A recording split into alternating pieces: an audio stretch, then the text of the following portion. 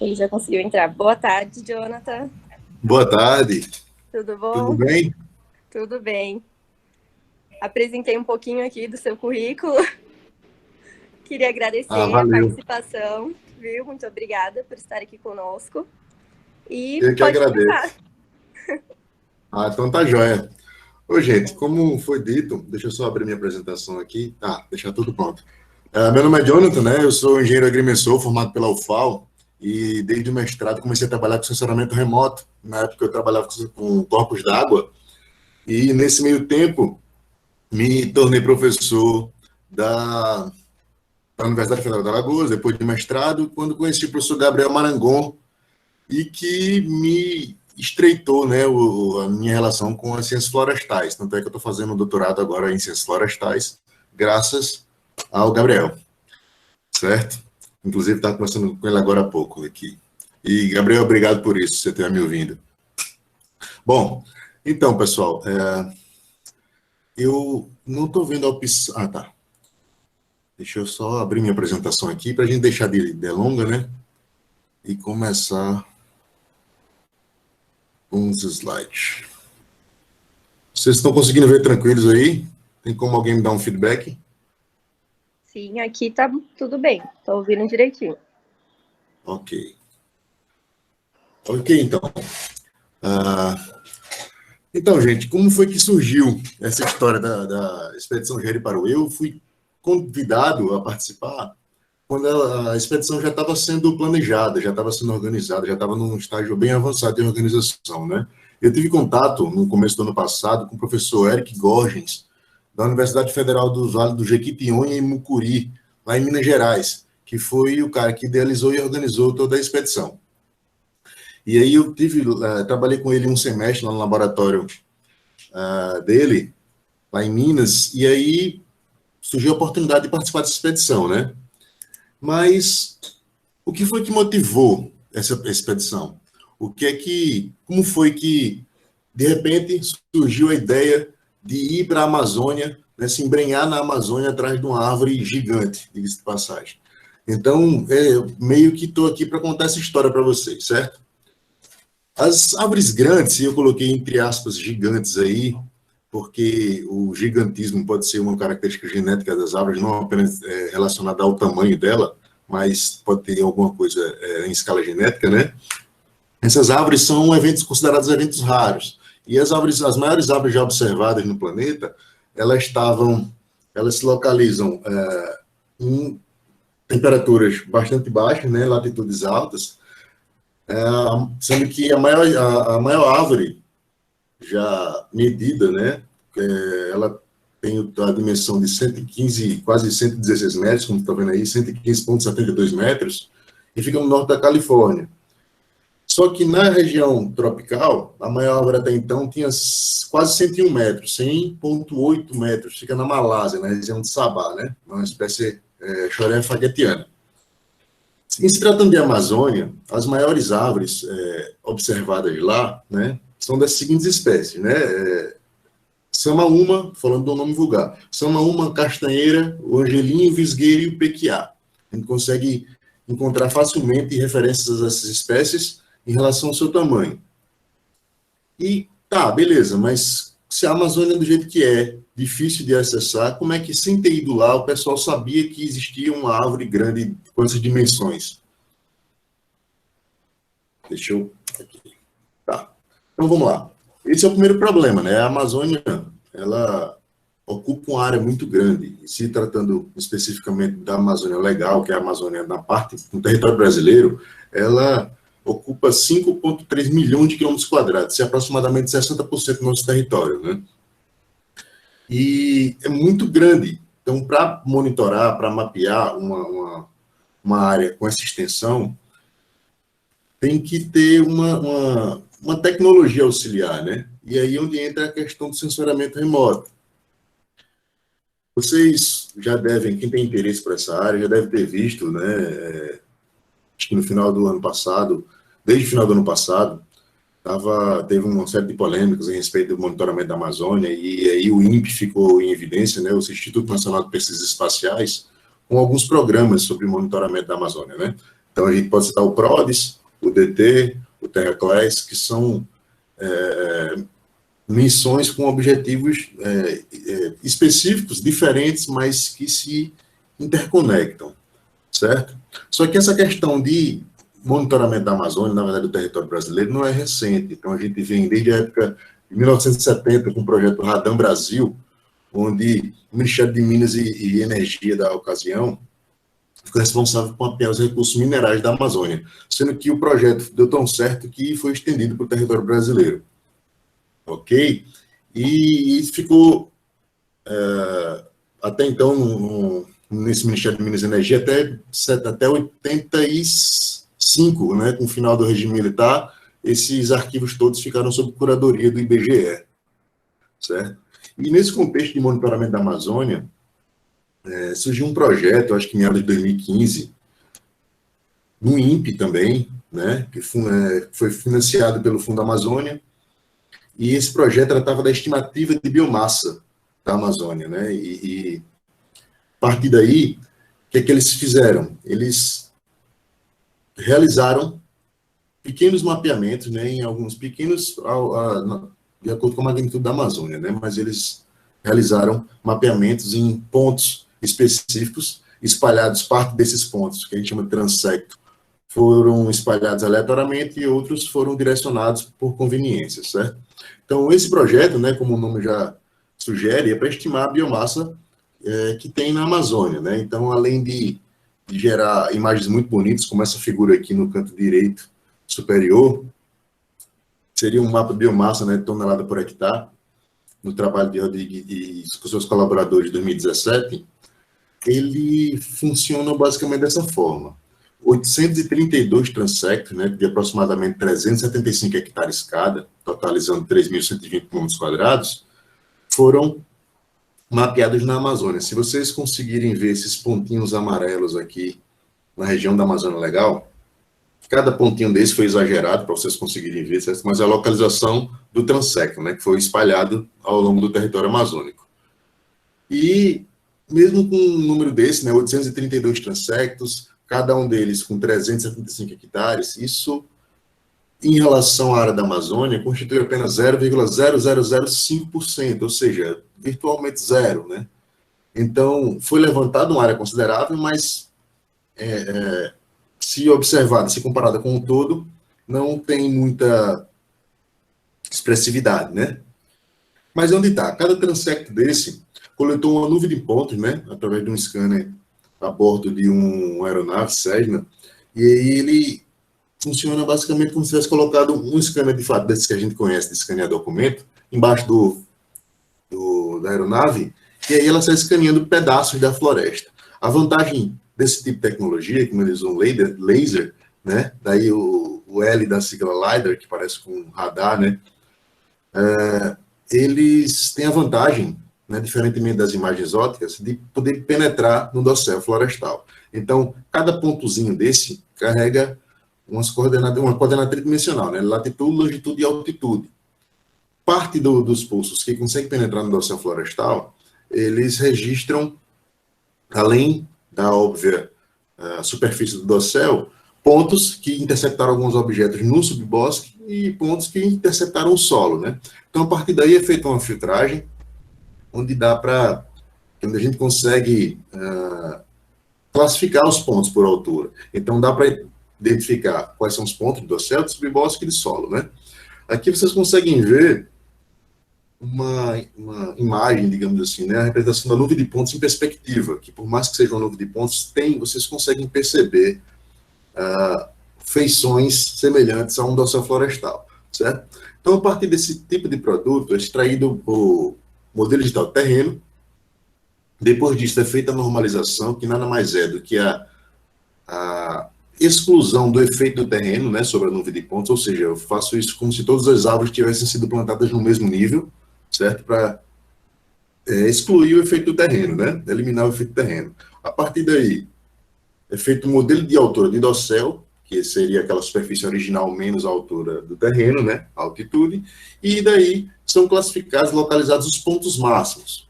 A partir desses pontos máximos, foi possível observar esse tipo de de situação. O dossel médio da Amazônia tem em torno de 40 metros, certo? Então, foram observados pontos, né, nesse intervalo de altura. Mas, além disso, foi visto que tem localizado um ponto com 88 metros e meio, ou seja, mais que o dobro do dossel médio da floresta. Inicialmente pensou-se, inclusive, que era ruído, né? Porque quando eu estou trabalhando com LiDAR, pode ocorrer ruídos, ou seja, um bando de pássaros, umidade na atmosfera, ou mesmo algum problema no sensor pode gerar esse tipo de situação. Mas, nesse caso, não foram. Foram feitos alguns testes e verificado que não era ruído, de fato, era uma árvore. Um colega que participou da expedição comentou que se no começo do ano passado alguém tivesse dito que existia uma árvore de mais de 80 metros na Amazônia, ele ia perguntar se essa pessoa está ficando maluca, porque nada sugeria isso, né? Então imagina a surpresa da equipe que descobriu isso. Então vamos lá. Nesse contexto, nessa empolgação sobre a organização dessa missão, da expedição, né, percebeu-se que 7 transectos desses 832 tinham árvores com mais de 80 metros. 6 desses transectos eram próximos ao Rio Jari, que divide o Amapá do Pará, certo? Nas fronteiras. Eu dei uma ênfase aqui nesse círculo amarelo para vocês terem uma ideia de onde é que fica esse zoom, tá? E desses 6 transectos, uma árvore tinha mais do que 88 metros, 88 metros e meio, né? Ficava localizado na Floresta Estadual do Paru, daí o nome da expedição, né? O Rio Jari e a Floresta Estadual do Paru, virou a Expedição Jari-Paru, certo? Então, vocês conseguem ver no slide também que outras 38 árvores tinham altura maior de 70 metros, né? E 2 delas conseguiam superar, inclusive, os 80 metros. Essa região tinha um relevo muito acidentado, ficava localizada a 360 quilômetros do litoral, como vocês podem ver no slide, 280 quilômetros do delta da Amazônia e 220 quilômetros do município mais próximo, que era o Laranjal do Jari, que foi basicamente a última cidade, né, que a gente ocupou antes de ingressar nessa expedição. Como eu tinha falado anteriormente, essa expedição foi capitaneada e organizada pelo professor Eric Gorgens, da Universidade Federal dos Vales do Jequitinhonha, em Mucuri, Minas, mas teve colaboração com muitos profissionais de outras unidades, né? Além da Universidade de Minas, tem também Embraco para Acre, a UFAL, o RPE, a Universidade Federal do Amapá, a Estadual do Amapá, inclusive o Instituto Federal também do Amapá, a Secretaria de Estado de Ciência e Tecnologia, o Corpo de Bombeiros do Amapá, que também enviou uma guarnição para nos acompanhar, e ainda um escalador, né, o Fabiano, que ele trabalha numa empresa chamada Amazon Tree Climb e é especialista em escalada em árvores grandes, além de uma equipe da Rede Globo que foi responsável pela documentação disso, né? Só que, em lugar de destaque, eu apresento a comunidade de São Francisco de Iratapuru. Eram o staff, né, o pessoal os nativos, quem serviu de guia, quem pilotou e cuidou do nosso deslocamento todo esse tempo. Então, os caras são os heróis, certo? Então, ao todo, foram 30 pessoas, né, que compuseram essa equipe, tá? Ainda em escritório, gente, o que foi decidido, né? Foram mapeados e reconhecidos alguns pontos estratégicos para que a gente conseguisse ter um controle da navegação, né? De onde nós estávamos e para onde está, e ter o tempo de ir 2 pontos desses diferentes. Então, foi feito o registro, conectado com algumas imagens satélites, percebido algumas referências, né? Que a gente pudesse localizar ao longo dessa trajetória. Mas, em síntese, sairíamos daqui da cidade de Laranjal do Jari, localizado na parte de baixo dessa imagem aí, subiríamos o Rio Jari durante toda essa extensão, né, e passando por esses pontos marcados, até esse lugar próximo daqui, o Camp A, né, que seria o acampamento. Seria o primeiro ponto que, a partir daí, a gente trabalharia em terra. Antes disso, o deslocamento seria todo pelo rio, né.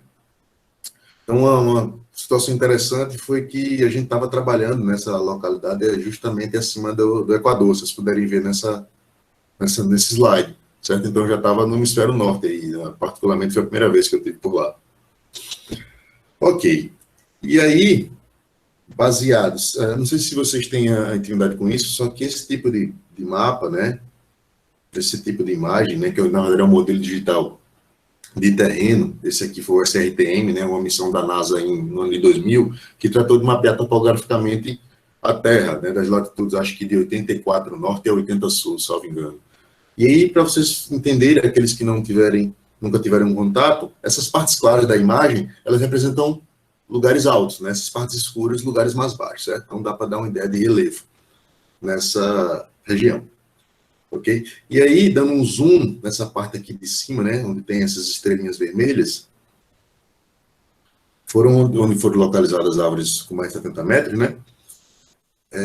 Em escritório ainda, buscou-se uma indicação de caminho a ser percorrido até chegar nesse site 3, que é onde está localizada a árvore de 88,5 metros, né? O monstro, como eu gosto de chamar.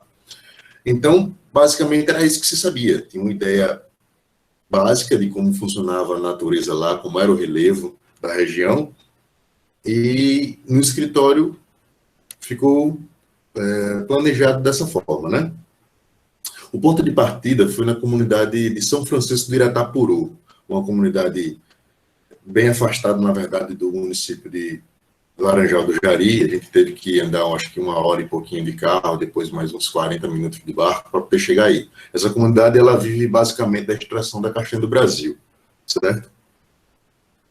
Então, após reunida a equipe e os recursos, né, todos os equipamentos, embarcações, tudo, uma primeira equipe partiu na noite zero, né, no dia anterior, na verdade, ao início da missão, para que acelerasse a logística da coisa. Tanto é que a gente ficou de se encontrar numa ilha, né, chamada de Itacará, né, num espaço de Itacará, que eles chamam muito de corredeira, vocês vão ver algumas fotos mais para frente, só que eles chamam de cachoeira, mas é mais uma corredeira, né, onde as embarcações têm muita dificuldade de vencer, certo? Isso aqui é o Rio Jari. Então, se vocês observarem, é um rio de grande porte, né? Inclusive tem até uma mini cachoeira descendo aqui. E se vocês observarem direito, e não sei como é que está a imagem para vocês, mas entre o nível da água e o começo da vegetação, a gente consegue ver a rocha exposta, o que sugere que seja a oscilação do nível que esse rio pode atingir, né? Na época chuvosa e tal. Então, aí seria Itacará, né? Que o rio se torna mais raso, né? Muito rochoso, leito muito rochoso, então o volume d'água e as rochas impedem que as embarcações subam. Nem a embarcação vazia consegue passar por aí subindo. Então, a gente teve que descarregar os equipamentos, tudo que a gente tinha levado nas embarcações para poder conseguir vencer essa parte do rio, né? Então, tá aqui.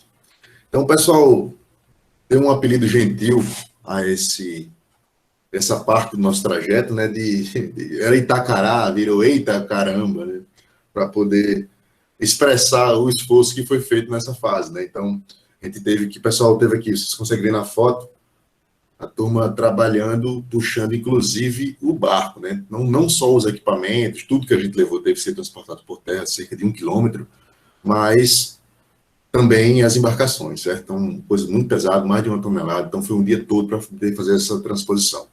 Tá bom? Então, eu até no meu slide como ufa, o pior já passou, só que isso era o que se achava, né?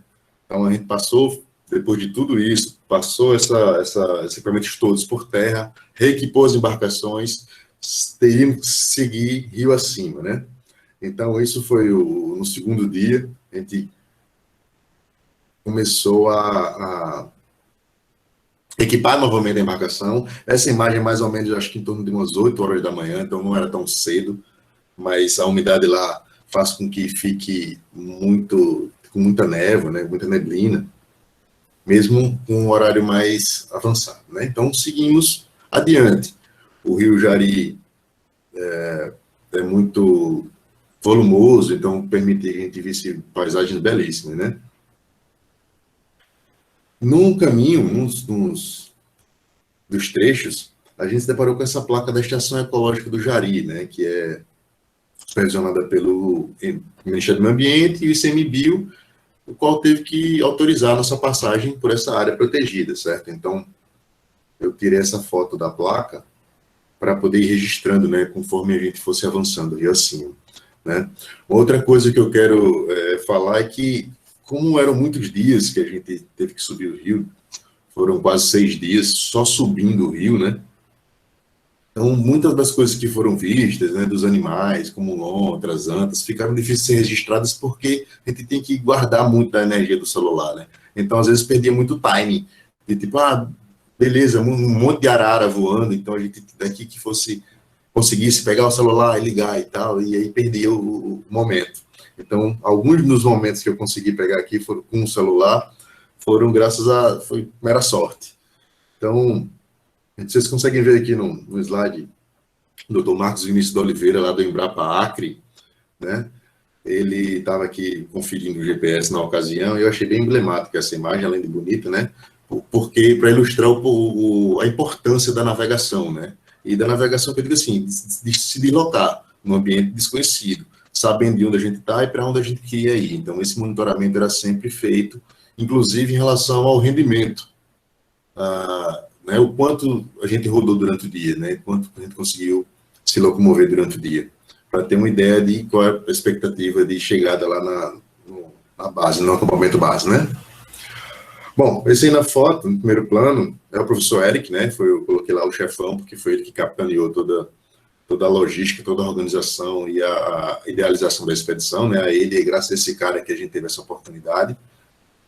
E vocês conseguem ver ao fundo, né?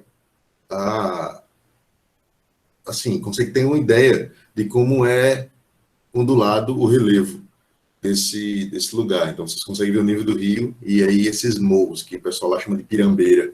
Então, né, os declives bem acentuados e a vegetação bem densa, certo?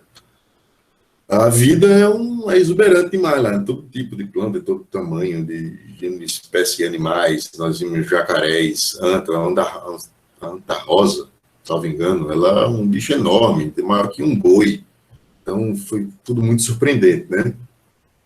Não vimos onça, pelo menos ninguém relatou esse contato, só que, segundo os nativos, se vocês conseguirem ver aqui à esquerda, isso aqui é um cocô de onça.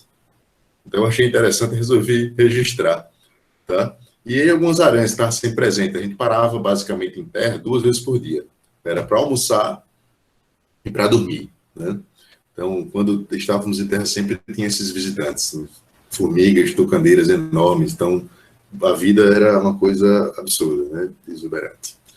Então, o outro grande obstáculo foi o mucuru, que também eles chamam de cachoeira, mas era mais uma corredeira, né? Então, o mucuru, a gente conseguiu não tirar os equipamentos da embarcação, mas tivemos todos que descer e passar a pé, né? Porque era raso, tinha um leito muito rochoso, só que tivemos também que puxar a embarcação rio acima, porque os motores não davam conta e podiam ser danificados se uma hélice daquela bate, né? Podendo comprometer gravemente o andamento da expedição, certo?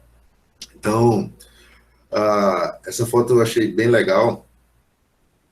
Aqui que está em pé de camiseta amarela é o seu Arraia, esse era o nativo mais antigo, né? Com a gente, era o decano deles lá, o mais experiente. E o Edinho, o filho dele também, o seu Arraia era piloto e o Edinho era proeiro, aquele cara que ficava cuidando para que a embarcação passasse pelo lugar mais propício, certo? E aí alguém falou essa frase, né? Um dos colegas falou essa frase, né? Disse que é só mais um dia no paraíso, então, no escritório, né? Então, esse é o trabalho de escritório do pessoal que está fazendo trabalho, né? Está fazendo pesquisa. Eu achei muito legal e emblemático, certo? Bom, então, essas duas fotos aí relatam, né, a gente, pessoal, equipando as embarcações para todo o início de dia, né? Meio que essa na rotina por 10 dias, então, todo o início do dia era mais ou menos essa a rotina de equipar os barcos, de montar acampamento, tudo isso. Só que o acampamento era montado quando a gente chegava, então, além de todo o dia, né, de deslocamento, por mais que a gente passasse o dia sentado na embarcação, aquilo era muito desgastante, né, extenuante, né? Então, além de tudo, quando chegava o pessoal lá, conseguia montar um barracão para o pessoal dormir em rede, né, com mosquiteiro para se proteger de insetos e outros visitantes indesejados, Então, eu apelidei gentilmente de Amazon Palace Hotel, né, que seria nosso hotel 5 estrelas aqui, né, mas nem todo mundo cabia lá naqueles barracões, então tinha que ter algumas suítes especiais, mas no meu caso, normalmente eu dormia um pouco mais afastado, então levava uma lona, armava a rede, punha uma lona por cima por conta de chuva, já que acontece muito chuva lá, é muito úmido, né, então basicamente esses foram nossas suítes especiais durante todos os dias, tá. Alguns incidentes ocorreram, né? Felizmente nada muito grave, mas felizmente também a gente contava com uma guarnição do Corpo de Bombeiros que muito competente, né? Com muita especialidade em cuidados. Então, um dos caras, o Tarcísio, não é técnico de enfermagem, então ele conseguia, inclusive, administrar medicamentos intravenosos, tal qual, na maior parte vezes, soro, porque o perigo de desidratação, mesmo um lugar sendo muito úmido, era o que mais acometia, né, os tripulantes dessa missão, porque o pessoal bebia pouca água, o sol esquentava muito durante o dia, então à noite era comum náuseas, vômitos e dor de cabeça forte causada por desidratação. Então, na maior parte das vezes, o pessoal era hidratado dessa forma, tá? Que um outro caso, o pessoal, de novo, fazendo isso, né? O nosso plano de saúde, Forest Med aqui. Bom, então, seguimos adiante. Mais um dia, mais uma alvorada, equipamento de novo na embarcação, e seguimos, né? O rio acima. E sempre subindo o rio. E aí, de vez em quando, a gente se deparava com árvores muito grandes, né? Não chegavam aquelas que a gente estava querendo encontrar de fato, mas se destoavam do dossel. Então, alguns registros aí por conta disso. À noite, né, depois de montado o equipamento, o pessoal tomar banho, jantado e tal, não era descansar necessariamente, né? Normalmente medidas eram tomadas, planejamentos eram feitos, sabendo qual é o papel de cada equipe no dia seguinte. Então, essa questão do planejamento, de revisitar os planos diariamente, foi imprescindível. Isso aqui é a maior parte da equipe está aí, tá? Cadê mais? Bom, as araras, eu dedico essa foto, né, e esse slide a elas que foram sempre muito expressivas, né? Elas fazem um ruído bem característico e tem sempre, a gente viu muito, a gente até brincava que chegava a ser chato de tanta arara que tinha, né? E uma observação interessante a se fazer sobre as araras é que elas nunca eram vistas sozinhas, sempre, pelo menos em dupla, ou em bando, né? Então essa foto ficou bem legal. Tá, essa foto aí eu deixei porque eu achei massa. Eu achei interessante, eu achei bonita, expressa bem a beleza do lugar, ficou uma coisa bem conceitual, sabe? E finalmente chegamos em terra firme, né? A gente não precisava mais navegar por 8 horas do rio acima, agora nossa missão era em terra, né? E aí cheguei aqui com o Marcos de Oliveira, que já foi apresentado, ele lá com aquele slide com o GPS em mão, ele é pesquisador exímio conhecedor da Amazônia, da Embrapa Acre há muitos anos, certo? Então vamos lá. Chegando em terra, nossa missão agora era percorrer essa trajetória aqui em laranja, certo? Até chegar no site 3, né? Que seria aquela árvore lá de 88,5 metros. Só que desconhecíamos o terreno. Então, todas as especulações que foram feitas no escritório, né? Por imagem de satélite, por dados do LiDAR lá, e fazendo o roteiro, né? O planejamento do roteiro. Só que a realidade é um pouco diferente, né? Como alguém disse, treino é treino, jogo é jogo. Então, na hora, a gente viu que, na verdade, muitas dificuldades surgiram. Por exemplo, essa linha laranja era o caminho que a gente queria percorrer, né? Então, num dia, foi mandada uma equipe de batedores, né? Fui eu e mais, acho que uns cinco membros lá dos nativos, né, que conheciam bem a região, tentar chegar na árvore e verificar a viabilidade e quanto tempo a gente estimaria que a equipe toda chegasse com equipamentos, com pessoas que não tinham muito... tinha que percorrer num ritmo um pouco mais lento. Então, a ideia era avaliar essa situação, né, do lugar. Então, para vocês terem ideia, foi uma equipe pequena, leve, a gente levou basicamente água, um lanchinho, sem peso, para poder... e só um GPS, né, para poder chegar tentar chegar lá o mais rápido possível e verificar sobre essa viabilidade. No entanto, essa linha amarela deve ter em torno de 12 quilômetros, né? Essa linha laranja deve ter 12 quilômetros. O trajeto que a gente conseguiu chegar lá foi esses pontinhos mais escuros. Então, corremos um pouquinho mais de 12 quilômetros. Então, quase 3 quilômetros, mas o terreno era muito difícil, relevo muito acidentado, muito úmido, muito escorregadio. Então, dificultava bastante uma equipe grande, com equipamentos, com bolsa, com peso, né, uma carga grande, chegar lá um tempo que a gente não tinha para poder finalizar a expedição. Ou seja, foi complicado, né? Porque chegar nessa constatação, porque foi frustrante, né? A gente, e agora, como vai fazer isso? Temos mais só 3 dias e não dá para, como é que vai fazer? Tem que arrumar uma rota alternativa. Vamos ver, vamos voltar para chamar a equipe e reunir de novo para ver o que a gente pode fazer sobre isso. E aí, na volta, a gente se deparou com algumas coisas muito interessantes. Aqui é uma samaúma, né? Conhecido como telefone de índio. Eles batem nela com algum objeto rígido e ela ecoa na floresta, dá para escutar muito longe. Então, para vocês terem ideia, esse aqui sou eu sou um cara de quase 1,90 m de altura, então você tem ideia da largura dessa árvore, né? E uma coisa, talvez uma das coisas mais impressionantes que eu tenha visto na Amazônia foi esse indivíduo aí, é uma árvore da espécie Socratia exorrhiza, e ela tem meio que um superpoder, que seria de andar. Eu, lendo alguns trabalhos sobre essa árvore depois, cheguei ao número de que elas conseguem andar até 20 metros por ano. Então, isso é uma coisa bem impressionante, né? Essas raízes expostas dela monitora qual lado que tem mais umidade, maior número de nutrientes, e aí vai deslocando, ela vai abandonando umas partes de raízes e criando outras naquela direção, né? Prioritária. Então, ela consegue se mexer, se mover até 20 quilômetros no terreno, né? Então, se vocês digitaram no Google árvore que anda ou Socrates exorrhiza, vocês vão ver muitos estudos e relatos sobre ela, tá? Essa espécie foi fenomenal. Bom, diante daquela frustração, da impossibilidade do terreno permitir com que a gente chegasse lá rompesse aqueles 12 quilômetros, quase 12 quilômetros, chegasse naquela árvore de 88,5 metros, tivemos que voltar para o computador, né? Só que como não teve computador nessa ocasião, foi muito dado na lógica que a gente teve que levar mapas impressos de fato para poder se virar no imprevisto, como foi o caso. Então, voltamos a mapa, o pessoal pensando, revendo rotas alternativas para ver como é que a gente chega lá.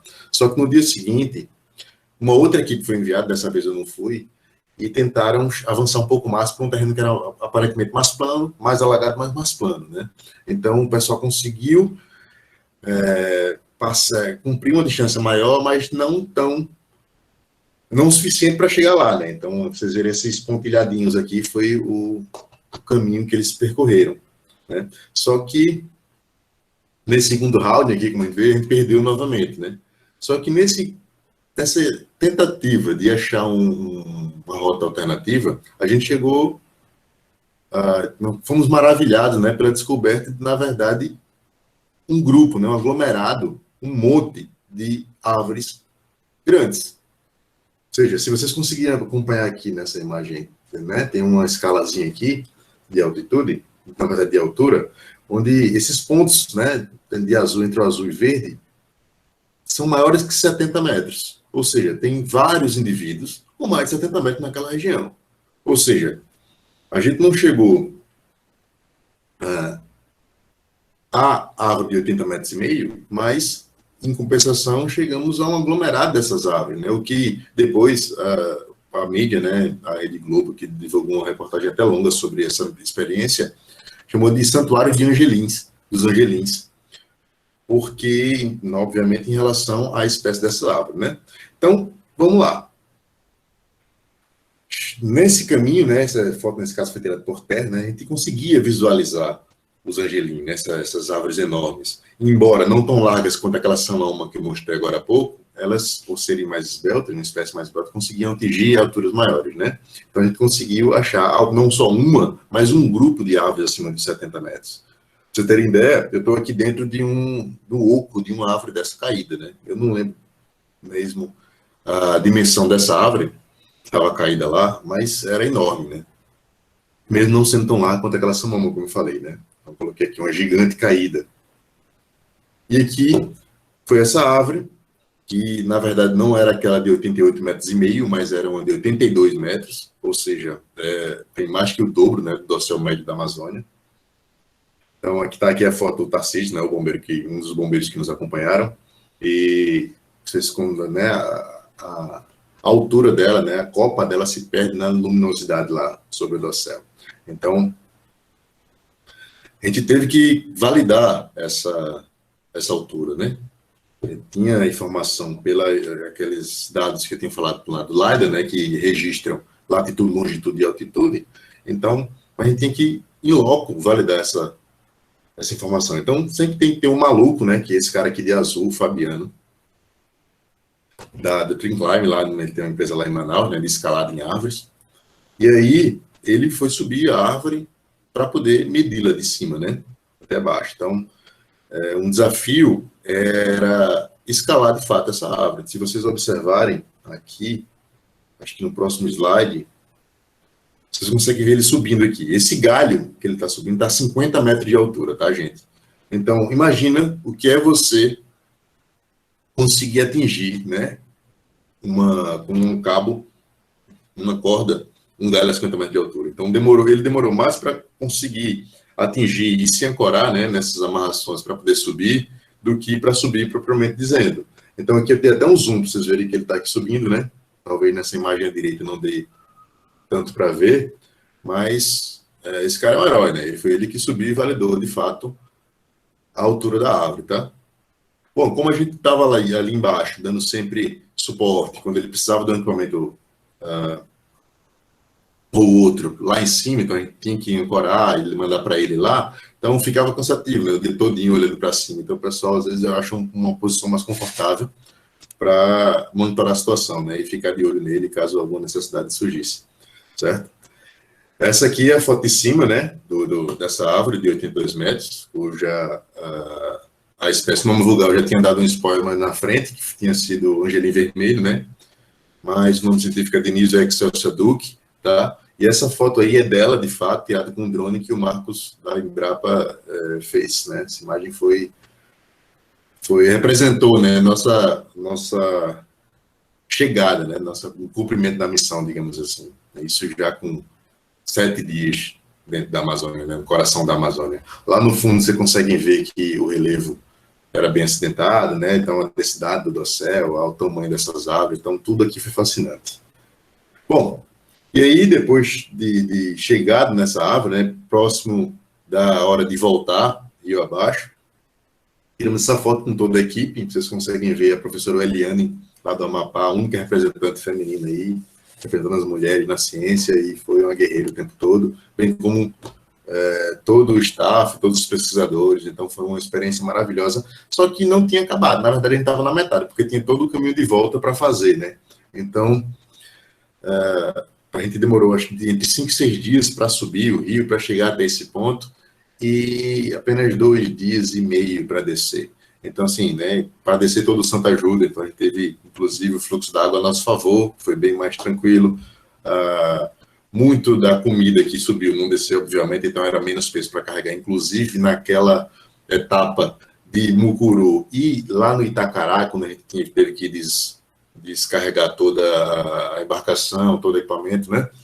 Então, essa dificuldade foi atenuada, né, na descida, inclusive o tempo de ida. Todo mundo já estava cansado, exausto.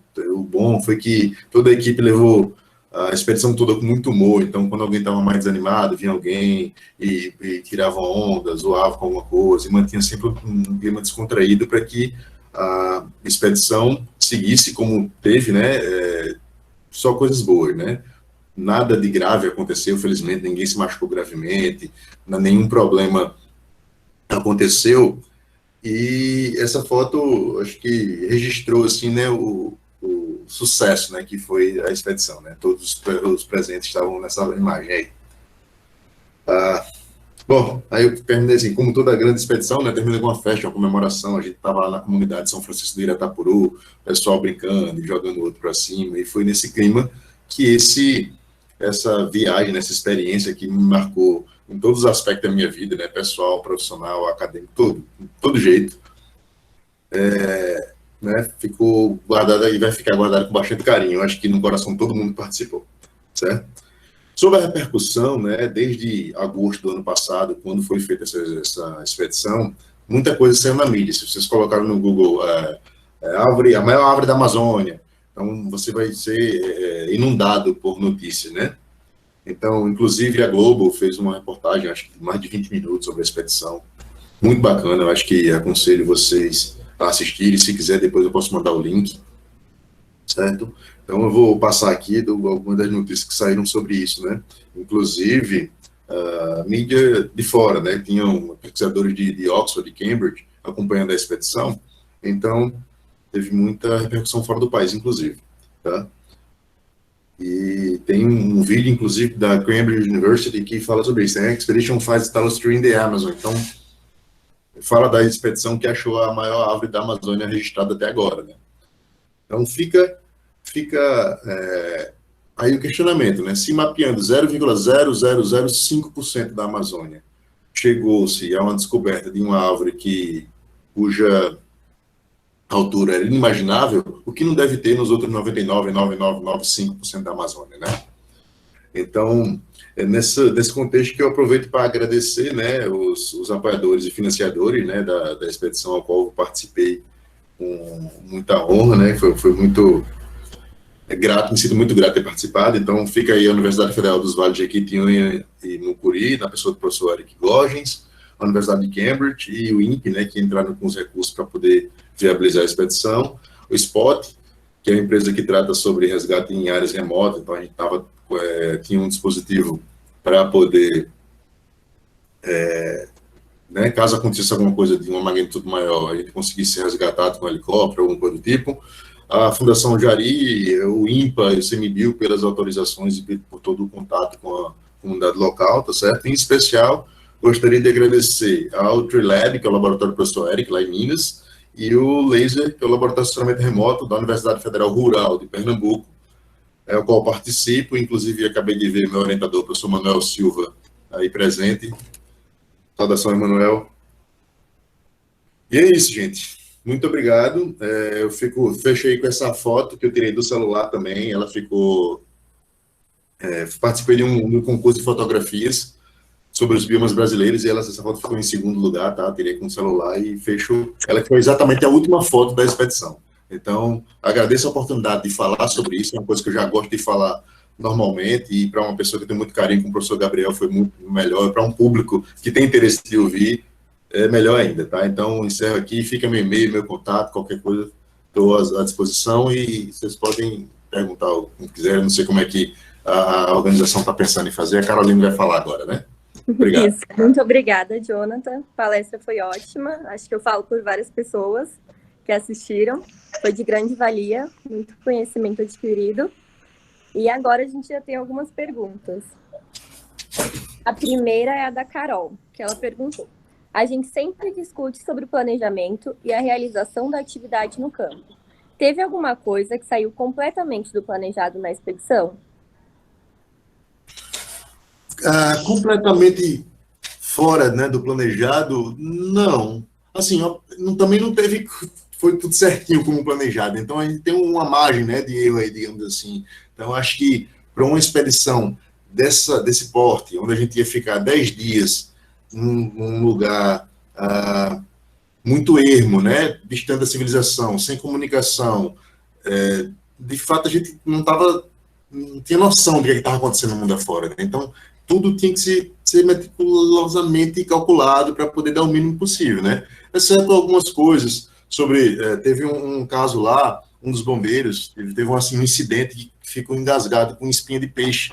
Então, os últimos dias dele devem ter sido horríveis, né? Ele não conseguia nem comer, porque não tinha como tirar também, tem que esperar o retorno. Mas também não era nada, segundo ele próprio, que inviabilizasse a continuidade da expedição, né? Então, a gente ficava sempre pensando o que podia acontecer, mas felizmente não teve nada assim absurdo que acontecesse, exceto o fato de que a topografia nos venceu, né? A gente não conseguiu chegar naquela árvore de 88,5 metros, como era o objetivo principal. Então, acho que se eu pudesse citar um contratempo que a gente teve, que saiu totalmente do planejamento, foi isso, né? Acho que o terreno era mais, como a gente fala aqui, eu sou alagoano, você deve ter percebido pelo sotaque, a gente fala que é brabo, o negócio é brabo, então isso foi uma surpresa, assim, né? Foi frustrante e saiu, eu diria eu, que saiu do planejamento como um todo. Ah, tudo bem, obrigada. A gente tem mais uma agora, do professor Gabriel. Quais as variáveis foram mensuradas das árvores e quantas foram medidas e se já ocorreu a conferência dos dados reais aos estimados pelo sistema LIDAR? E aí, Gabriel, beleza? Valeu pela pergunta, um abração. Seguinte, eu, sinceramente, eram divididas equipes, né? Então, parte da equipe, do staff todo, né, foi responsável pela parte de inventariar, né? A região, coleta de solo, inclusive pegaram coletas, fizeram coletas na árvore em si, né? Mas a altura das árvores foram validadas pelo LiDAR, como foi feito anteriormente, né? Uma das alturas de uma das árvores que a gente conseguiu chegar lá, a de 82 metros, né, foi medida e validada, e a partir daí todas as outras medidas de outras árvores foram rebatidas, né? Então a altura foi medida dessa forma. As outras variáveis, eu vou ficar devendo a lista toda, porque o pessoal lá do Amapá que ficou responsável por essa área, eu preciso consultar o Perseu, o Diego, o Robson, a Eliane, para poder saber de fato quais eram as variáveis todas, né, que foram além de diâmetro, altura e as coordenadas, né, ratificadas pelo GPS na localização, né, naquele lugar, bem como amostras de solo, por exemplo, né, o pessoal da Embrapa também levou, inclusive, a amostra da árvore, então fizeram retiraram o material biológico da árvore para poder realizar algumas imagens, e isso está sendo reunido e escrito a ser publicado pelo professor Eric, né, que inclusive entrou em contato com a gente recentemente sobre esse compêndio, né, de informações para que as publicações pudessem ser submetidas aos respectivos jornais. Beleza, Gabriel? Tudo bem. Agora mais uma pergunta do professor Emanuel. Qual a diferença entre o valor real da árvore e os obtidos na nuvem de pontos do LIDAR? E se, além dessas árvores gigantes, a tecnologia poderia ser utilizada para árvores emergentes? Bom, ótima pergunta, professor. A diferença, né, em relação à altura medida em campo e ao dado do LiDAR é nula, quase que nula, chegou a alguns centímetros. Eu não recordo o valor exatamente agora, mas acho que no máximo uma magnitude de 10 centímetros para esse caso.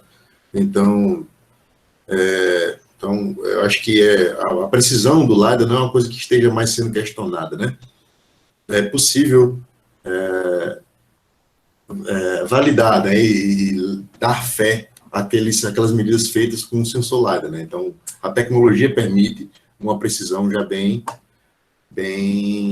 alta, né? Então, uma compatibilidade bem alta entre as dimensões observadas em campo e observadas, né, com o processamento dos dados. Sobre as árvores emergentes, com certeza, né? Então, isso é uma coisa que na verdade, eu estou envolvido agora, né? Parte do meu projeto de doutorado está lidando com isso, com árvores emergentes de uma forma geral, que é processar um grande número de pontos, né? Uma nuvem de pontos com vários registros, e a partir daí, através de alguns algoritmos já existentes e pensando, inclusive, deixando aberta a possibilidade de desenvolvimento de alguns outros, de um refinamento disso, é possível identificar pontos que sejam locais máximos, né? Os máximos locais para poder associar ao ponto mais alto de cada árvore. Então, assim, é possível, a partir de um mar, né, de uma nuvem de pontos, identificar as árvores emergentes e, a partir daí, ver como é que elas se distribuem espacialmente, quais são as influências do relevo, do ambiente, na localização dessas árvores. Então, é uma coisa que está sendo bastante estudada recentemente, inclusive parte da minha pesquisa lida com isso, e muito obrigado pela pergunta, professor, e espero ter respondido. Não sei se está acompanhando aqui no chat, muita gente agradecendo, elogiando muito a palestra. Ô, gente, muito obrigado. Não, eu acabei de ver, tem um monte de notificação aqui. Obrigado pelo carinho e que bom que vocês gostaram. Eu, particularmente, adoro falar sobre isso, então sou suspeito de falar. Tem mais uma pergunta do professor Gabriel. E sobre a identificação dessas monstras? Quem era o responsável e como era feito? a identificação das monstras, tá. Ah, a professora Eliane, né? Ela é de Recife, mas é professora lá do Amapá, da Universidade do Amapá. Então, ela é botânica, então ela ficou responsável pela identificação, né?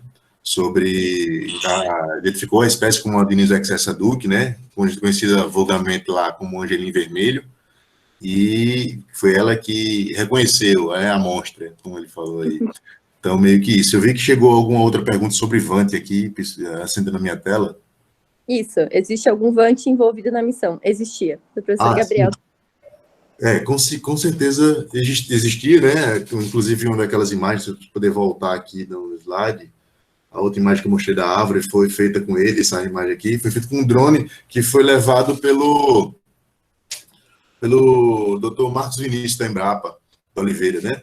Ele levou esse drone, ele fez alguns outros mapeamentos por lá. Na verdade, tinha um outro drone da equipe da Globo, só que o objetivo da utilização desse drone da Globo era mais captar imagem, né, para colocar na reportagem e tal. Mas o drone para o mapeamento era um Phantom, acho que um Phantom Standard 4, salvo engano, que deu conta do recado na ocasião, certo? Então, existia sim, professor. Então, as perguntas encerraram, ninguém tem mais, eu acho que não chegou. Então, muito obrigada, Jonathan. O professor Gabriel perguntou se a reportagem já foi disponibilizada pela Globo.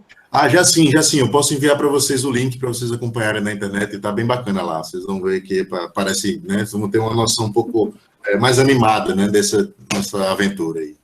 Então, eu compartilho com vocês o link, com certeza. Tá bom, então, muito obrigada de novo, Jonathan. Eu que agradeço. Foi excelente, foi ótima, viu? Muito obrigado mesmo pelo carinho, pela atenção, e se precisarem de alguma coisa, estarei à disposição. Joia? Pode deixar, muito obrigada, viu? Disponha. Gente, a lista de presença está aqui no chat, quem quiser entrar já para assinar. Os certificados vão ser disponibilizados até o final de semana, como eu já disse. Tá bom? Então, assinem aí a lista. E, mais uma vez, muito obrigada pela participação de todos. E a gente vai colocar aqui na tela também agora a programação geral do ciclo 2. Não se esqueçam de se inscrever novamente. Tchau, tchau.